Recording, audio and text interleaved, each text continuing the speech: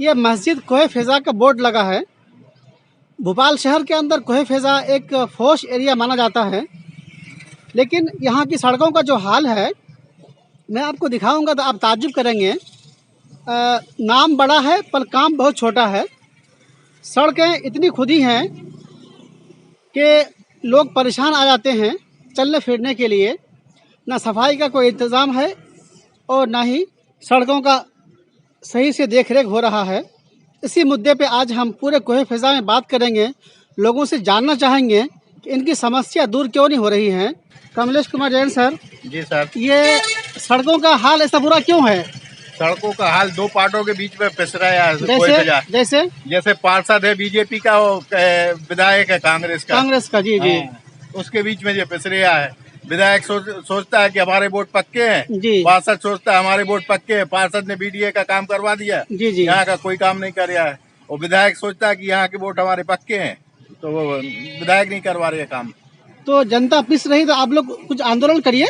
अरे आंदोलन के लिए इकट्ठे करते हैं, कोई आना ही नहीं चाहता जी। हाँ। ये समस्या कब से है? ये समस्या कम से कम 4 साल से है। 4 साल से बीत गए। सड़कों का ऐसा हाल है कि चलते चलते कमर में लचक आ जाती है। कई लोग तो गिर के घायल भी हो चुके हैं। अच्छा, विधायक जी से या पार्षद जी से कुछ कहना चाहेंगे कि भैया आपकी आपस की लड़ाई हमें क्यों परेशान कर रहे हो? हाँ, मेरा दोनों से नम्र निवेदन है कि कम से कम ये कोहे फ़िज़ा की हाउसिंग बोर्ड की सड़कें सुधारने का कृपा करें। मेरा साहब वहीदुल हसन नाम है। वहीदुल हसन साहब, ये सड़कों का समस्या कब से शुरू हुई आपके यहाँ? करीब साल भर से तो बहुत ही खराब हो गई सड़कें। साल भर से खराब थी। जी जी। अभी आप देखेंगे अगर आगे तो बहुत बड़े बड़े गड्ढे हो गए हैं। जी जी। और बहुत दिक्कत हो रही है। अभी जब थोड़ा ऐसा हो जाता है, धूल बहुत उड़ती है, पूरे घर गंदे हो जाते हैं, कई लोग गिर पड़ते हैं। सुनवाई क्यों नहीं होती है? या तो कोशिश होती है बनवाने के लिए? अभी यहाँ के जो रहवासी हैं वो तो कोशिश करते हैं, मगर अब वो प्रशासन है अपना कुछ काम करते ही नहीं है। मेरा नाम है उरूज फातिमा। उरूज फातिमा जी कोहे फ़िज़ा की लोकल हैं। यहाँ की सड़कों का हाल? सब गड्ढों में सड़क है।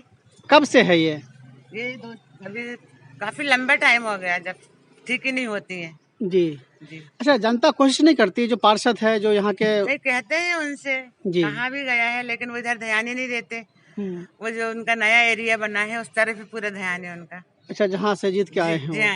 जैसे कहते हैं हम इधर के वोटों से जीते हैं, जहाँ पे वहीं पे काम करो। कुछ कहना चाहेंगे गवर्नमेंट से? बस सब सड़कें सुधार जानी चाहिए बिल्कुल। नहीं तो गाड़ियों की इतनी बुरी हालत हो रही है कि मेंटेनेंस कर करके परेशान है। जी।